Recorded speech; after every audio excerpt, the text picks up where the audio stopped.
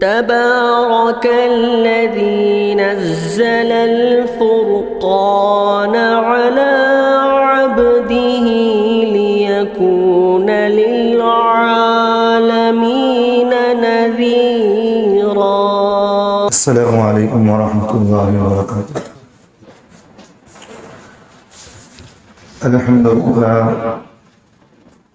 الحمد لله نحمده ونستعينه ونستغفره ونؤمن به ونتوكل عليه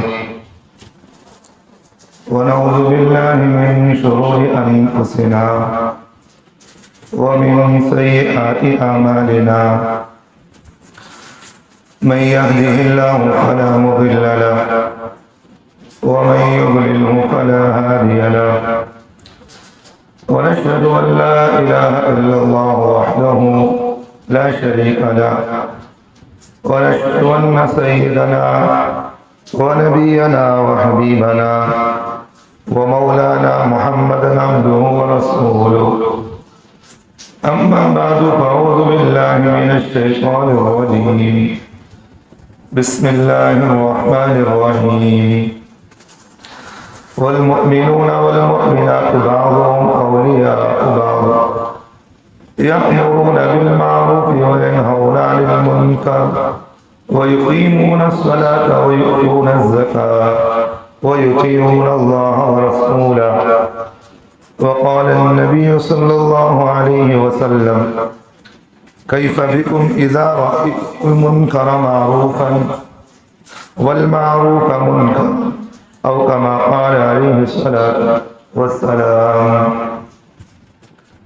اللهم صل على محمد وعلى آل محمد وبارك وسلم. عزیز ساتھیوں، 2 ہفتوں سے آپ حضرات کے سامنے ایک حدیث پاک کی بہت اہم چیزیں جو کچھ بھی ہیں وہ چیزیں بیان کی جا رہی تھیں جو سرکار دو عالم صلی اللہ علیہ وسلم نے اس حدیث میں فرمایا تھا کہ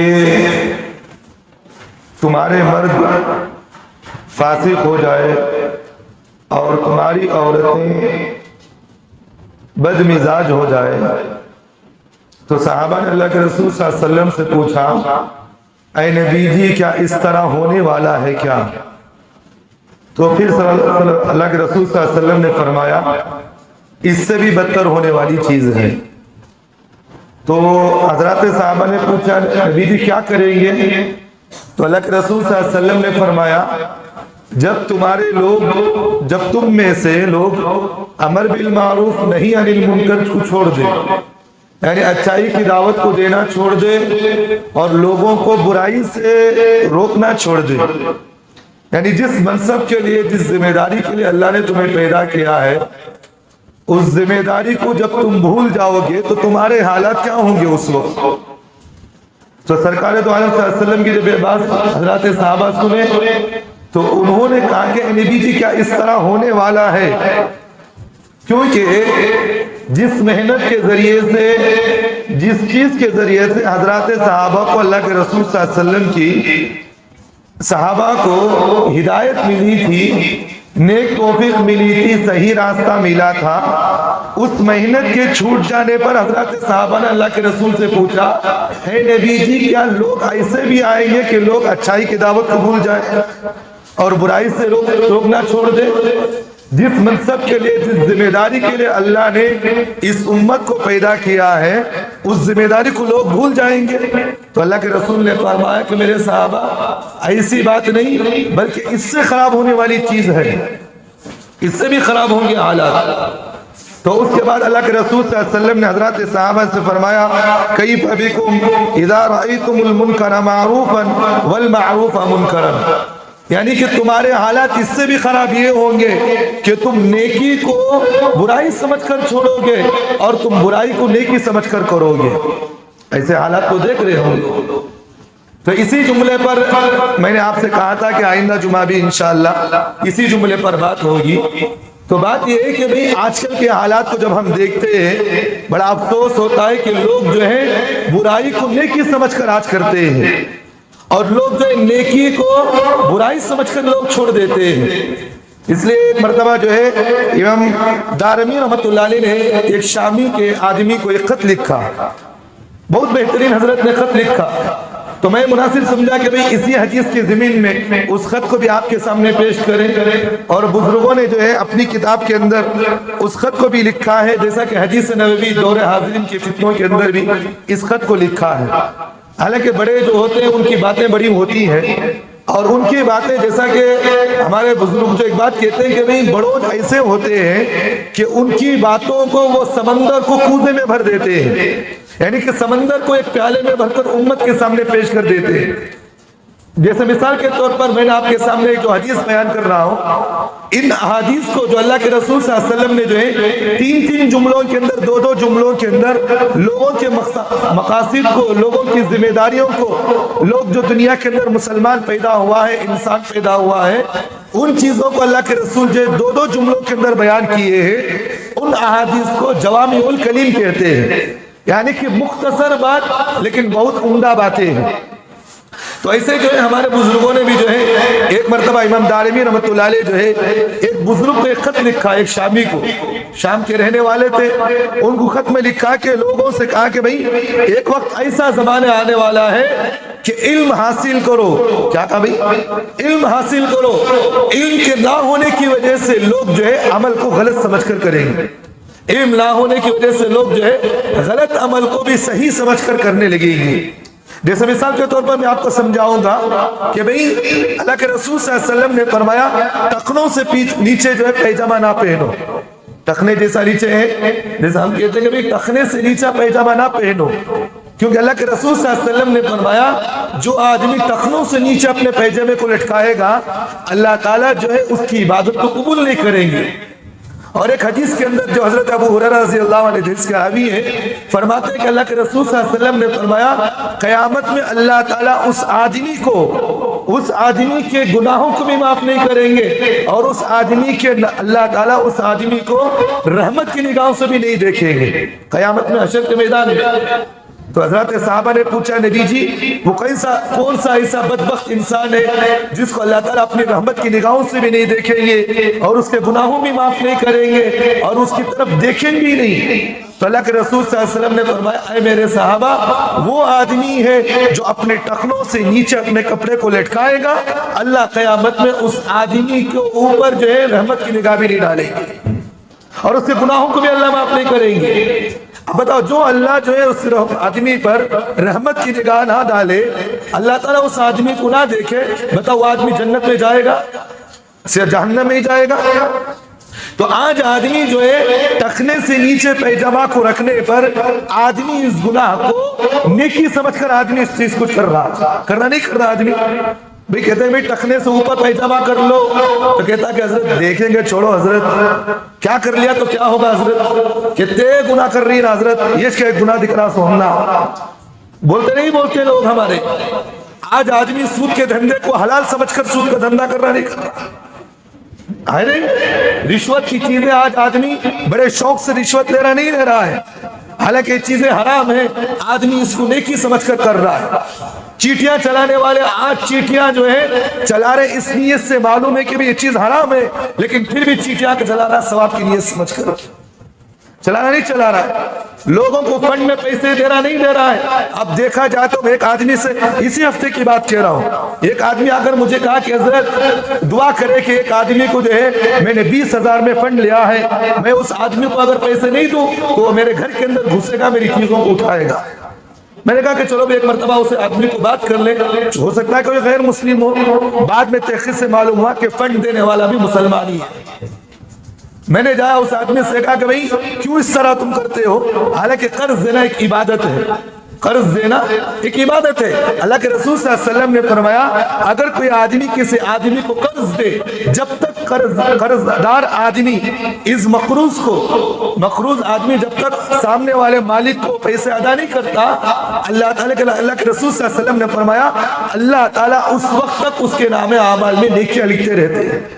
कितना सस्ता सौदा है। मैं मिसाल के तौर पर मेरे पास किसी आदमी ने कर्ज लिया, मेरे पास किसी आदमी ने 1000-2000 रुपए कर्ज लिया, उसने कहा कि भाई मौलवी साहब मैं आपको हफ्ते के दिन सुबह में दे दूंगा, लेकिन वादे के मुताबिक उसके पास पैसे नहीं जुड़ सके।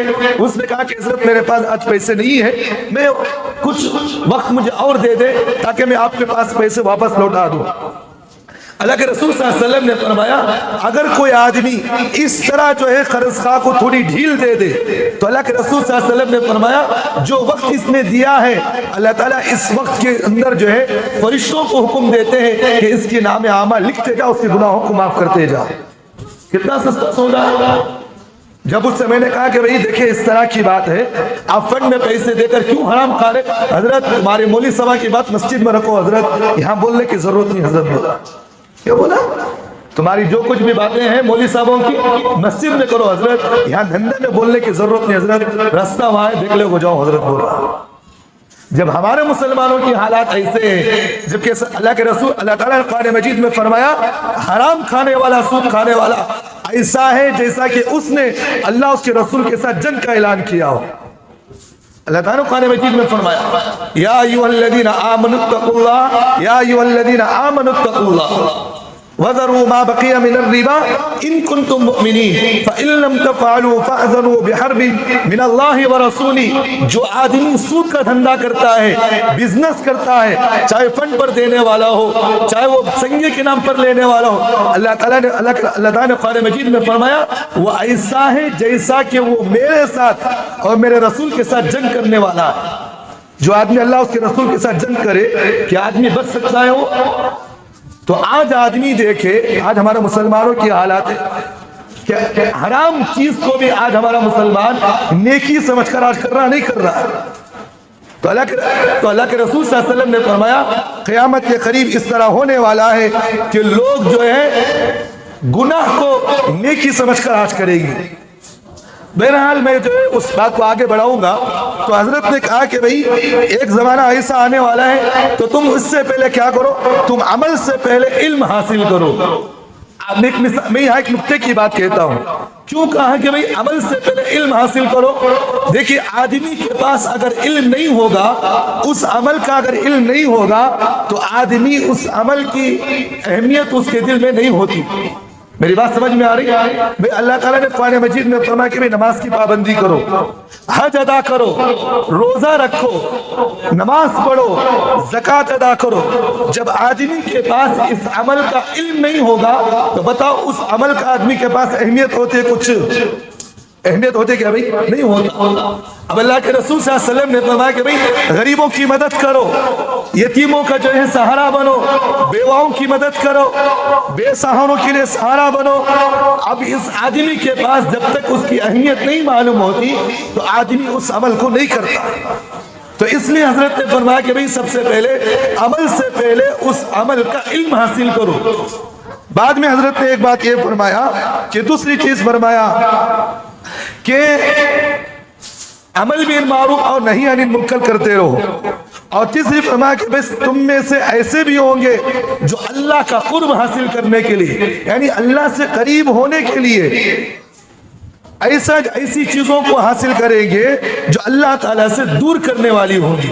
जैसे मिसाल के तौर पर मैं 12 आपके सामने मिसाल पेश करता हूँ, जैसे दरगाहों के सामने, मज़ारों के सामने सर झुकाना हराम है कि नहीं है? अब आदमी इस अमल को यह समझता है कि मैं इस माथे को, मैं इस बुजुर्ग के सामने सर झुकाऊंगा तो अल्लाह ताला के नजदीक में करीब हो जाऊंगा। समझता नहीं समझता आदमी। तो हजरत ने लिखा कि भाई अगर कोई आदमी ये समझे कि इस अमल से खुदा मुझसे राजी हो जाए, अमल ना होने की वजह से, इल्म ना होने की वजह से आदमी जो है इस अमल को खुदा का कुर्ब समझकर करता है, जिसकी वजह से ये अमल आदमी को जहन्नम में ले जाने का जरिया बनेगी। बनना नहीं बन रही, नहीं बन रही है बात। और एक मिसाल और एक बात समझाता हूँ कि अल्लाह के कुर्ब से आदमी जो है अपने ऐसे अमल से अल्लाह के कुर्ब चाहता है जिस अमल से खुदा नाराज होता है। मेरा जुमला समझ में आ रहा है? जुमला ये है कि भाई आदमी अमल से, उस अमल से, इस अमल से ऐसा चाहता है कि अल्लाह ताला इस अमल के जरिए से मैं अल्लाह के करीब हो जाऊं। یہ عمل کرنے سے میں اللہ کے نزدیک میں قریب ہو جاتا ہوں. تو فرمایا کہ بھئی جب تک آدمی کے پاس اس عمل کا علم نہیں ہوگا وہ عمل آدمی کو جہنم میں لے جانے کا ذریعہ بنے گی. بات سمجھ میں آ رہی؟ اب ہم یہ سمجھیں، جیسے مثال کے طور پر اللہ کے رسول صلی اللہ علیہ وسلم نے فرمایا کہ آدمی جو ہے صدقہ اس طرح دے کہ ایک ہاتھ سے صدقہ دے تو دوسرے ہاتھ کو علم نہ ہو اس کا. اب حدیث سنے نہیں سنے؟ اب ہمارا مزاج دیکھیں ہمارے لوگوں کا کہ آدمی جو ہے صدقہ تو کر رہا ہے لیکن اس نیت سے کر رہا ہے کہ بھئی اس عمل کے ذریعے سے میں خدا کے قریب ہو جاؤں. حالانکہ آدمی جو ہے اس عمل کا علم نہ ہونے کی وجہ سے جو عمل لوگوں کو صدقہ کر رہا ہے وہی صدقہ جو ہے لوگوں کو صدقہ کرنے کی وجہ سے یہی عمل آدمی کو جہنم میں لے جانے کا ذریعہ بنے گا. کیسے کہ آدمی صدقہ اس نیت سے کر رہا ہے کہ لوگ مجھے صدقے دار کہیں، لوگ مجھے عزت دار کہے، لوگ مجھے جو ہے اچھا کہے، تو بتاؤ یہ عمل اسے جنت میں لے جائے گا؟ بجائے جنت میں لے جانے کے جہنم میں لے جائے گا. تو دوسری بات حضرت نے یہ فرمایا کہ اللہ تعالیٰ سے محبت ایسی چیز سے حاصل کرنا چاہیں گے جس سے اللہ ناراض ہوتا ہے. تو میرے بھائیوں یہ چیزیں آج ہمارے مسلمانوں کے سامنے ہو رہی ہیں. تو اس لیے اس حدیث پاک کی روشنی میں جو اللہ کے رسول صلی اللہ علیہ وسلم نے فرمایا کہ قیامت کے قریب لوگ جو ہے گناہ کو نیکی سمجھ کر کریں گے، نیکی کو لوگ آج گناہ سمجھ کر کر رہے ہیں، آج ہمارے آنکھوں سے دیکھ رہے ہیں. حالانکہ گناہ آدمی سے جب ہو جاتا نا تو آدمی کے لیے ضروری ہے کہ اس گناہ سے اللہ کے سامنے توبہ استغفار کرے. جیسے مثال کے طور پر اگر کوئی آدمی کبھی آدمی سے جو ہے بھول چک ہو جائے، کئی راستے میں جا رہا تھا کسی لڑکی پر نظر پڑ گئی تو فوراً استغفار کر لیا، اپنے آنکھیں نظر نیچے کر لیا، تو اللہ کے رسول صلی اللہ علیہ وسلم نے فرمایا اللہ اس گناہ کو معاف کر دیں گے کیونکہ بھول سے ہوئی ہے. اگر آدمی جو ہے اس لڑکی کو پھر ایک مرتبہ جو ہے ایسے ہی گھورا تو یہ گھورنا بلکہ خود عمل یہ پایا جا رہا ہے. تو بتاؤ اس سے گناہ ہوگا نہیں ہوگا؟ اب اس آدمی کے لیے ضروری ہے کہ وہ توبہ استغفار کرے. تو آج ہمارے مسلمانوں کے حالات ایسے ہیں کہ بجائے گناہوں سے اللہ سے توبہ کرنے کے اس گناہ پر آدمی اور زیادہ جرأت مندی کرتا ہے. دیکھیں گے حضرت اللہ کا منجز دیکھ رہا کیا بولتا نہیں بولتا ہمارا مسلمان، اللہ منجز دیکھ رہا کیا؟ یہ تیرے لوگ دنیا کے اندر ہیں ان کو نہیں دیکھنا، اللہ منجز دیکھنا ضروری ہے کیا؟ لاکھوں کروڑوں لوگ ہی اللہ کیا ان کو دیکھنا نہیں چھوڑ کو منجز دیکھنے کو بیٹھتی.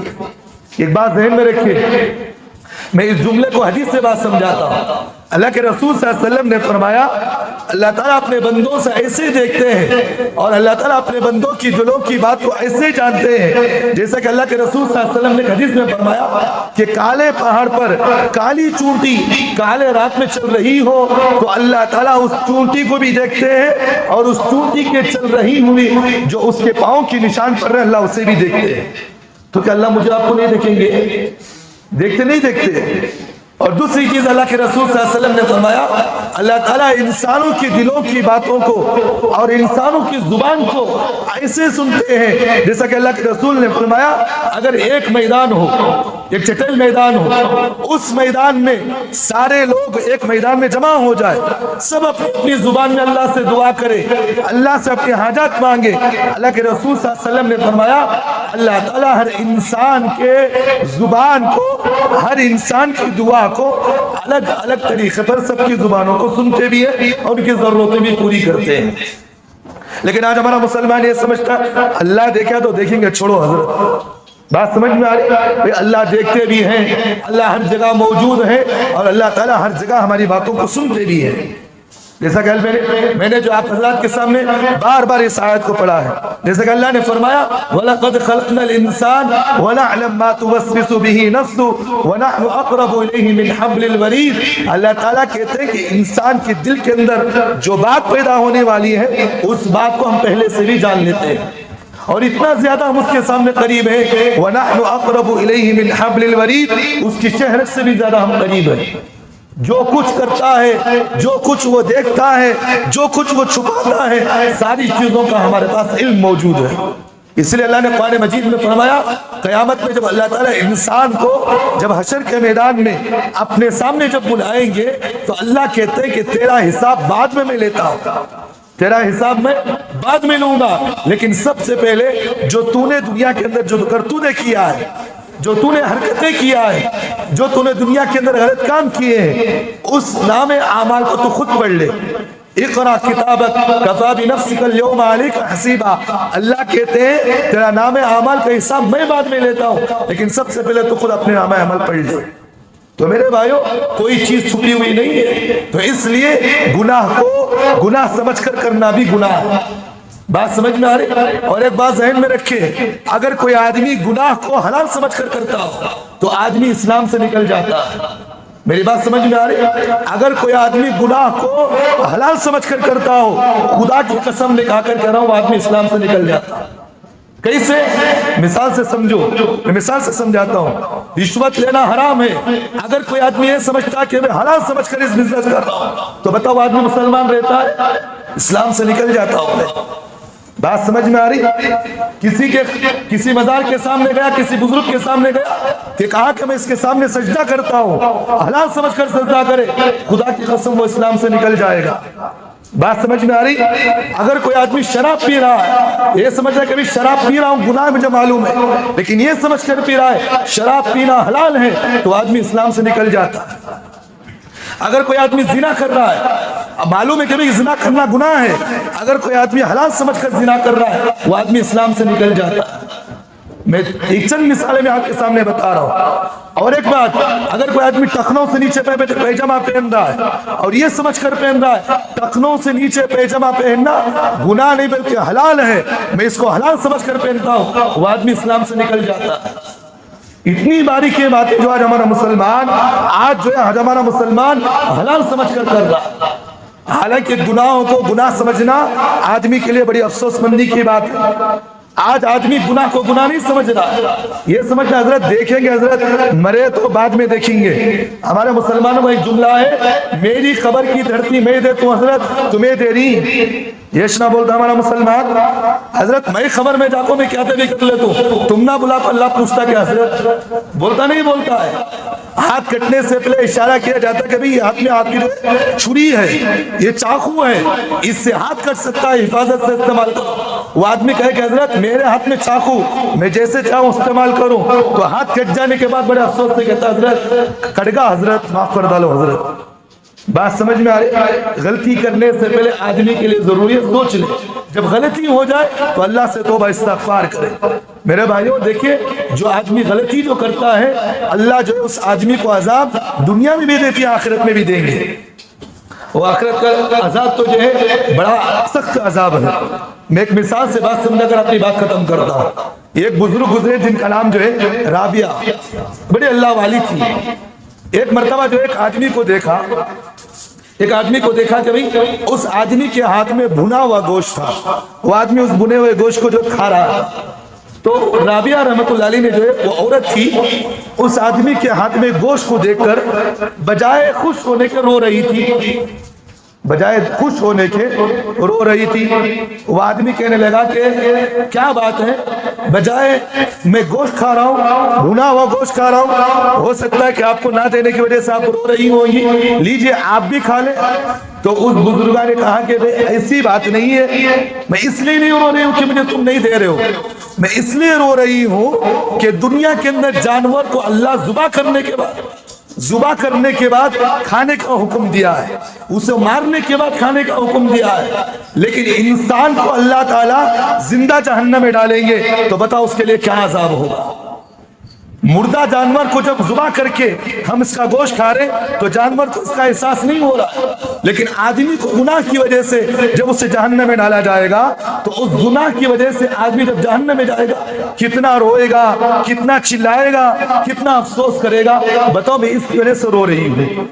تو میرے بھائیوں جو گناہ ہم سے ہو گئے ہیں ہم اللہ سے توبہ استغفار کریں، اور جو کچھ بھی جو ہم آج ہمارے مسلمان گناہ کو نیکی سمجھ کر کر رہے ہیں، نیکی کو گناہ سمجھ کر جو ہے چھوڑ رہے ہیں، ان سب چیزوں سے اللہ سے توبہ استغفار کریں۔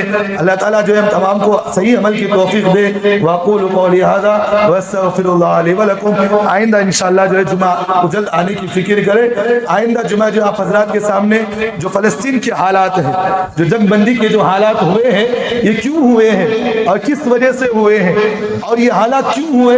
اللہ تعالیٰ جو ہے ان مجاہدین کی قربانی کی وجہ سے اللہ نے اس فلسطین کو کس طرح آزاد کیا. انشاءاللہ آئندہ جمعہ حضرات کے سامنے اس پر بات ہوگی. جلد آنے کی فکر کرے. اللہ تمام کو عمل کی توفیق دے. وَأَقُولُ قَوْلِي هَذَا وَأَسْتَغْفِرُ اللَّهَ لِي وَلَكُمْ وَآخِرُ دعوانا الحمد لله رب العالمين.